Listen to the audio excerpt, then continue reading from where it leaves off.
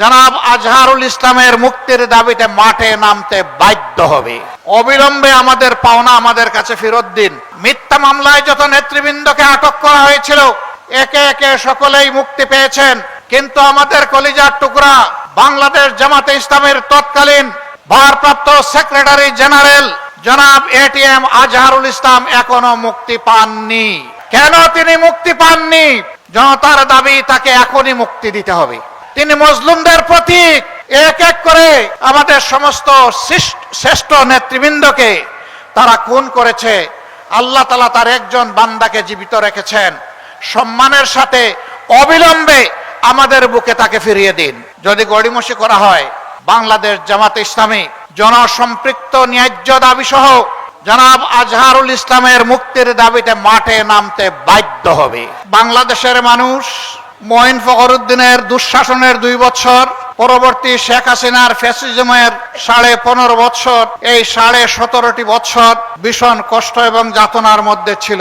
এই সময়ের ভিতরে অসংখ্য আল্লাহর বান্দাবান্দি খুন হয়েছেন, গুম হয়েছেন, আয়নাগরের বাসিন্দা হয়েছেন, পঙ্গু হয়েছেন, আহত হয়েছেন, মামলার আসামি হয়ে দফায় দফায় জেলে গিয়েছেন, চাকরি হারিয়েছেন, ব্যবসা হারিয়েছেন, বাড়িঘর তাদের ধ্বংস করে দেওয়া হয়েছে এবং বাংলাদেশ জামাতে ইসলামীর উপর আরো বাড়তি জুলুম করা হয়েছে। এক এক করে আমাদের 11 জন শীর্ষ নেতাকে জেলের ভিতরে হত্যা করা হয়েছে। বিচারের নামে তামসা করে কাউকে দেওয়া হয়েছে ফাঁসি, কাউকে ঠেলে দেওয়া হয়েছে মৃত্যুর দিকে। প্রিয় দেশবাসী, আপনারা লক্ষ্য করেছেন পুরাটা সময় জুড়ে বাংলাদেশ জামাতে ইসলামী একমাত্র দল যেই দলের কেন্দ্রীয় কার্যালয় থেকে শুরু করে দেশের সব কয়টি কার্যালয় কার্যত সিলগালা করে রাখা হয়েছিল। একমাত্র দল যেই দলটির নিবন্ধন কেড়ে নেওয়া হয়েছে। দুঃখের বিষয়, ফ্যাসিবাদ আপাতত বিদায় নিয়েছে, নিবন্ধনটা আমরা এখনো ফিরে পাইনি। এখনো সেই নিবন্ধন ফিরে পাওয়ার জন্য আমাদেরকে আদালতে লড়াই করতে হচ্ছে।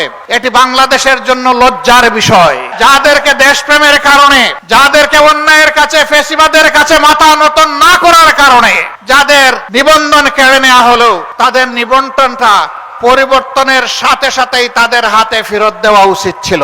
আমরা সরকারের কাছে দাবি জানাচ্ছি, অবিলম্বে আমাদের পাওনা আমাদের কাছে ফেরত দিন, আমাদের প্রতীক সহ ফেরত দিন।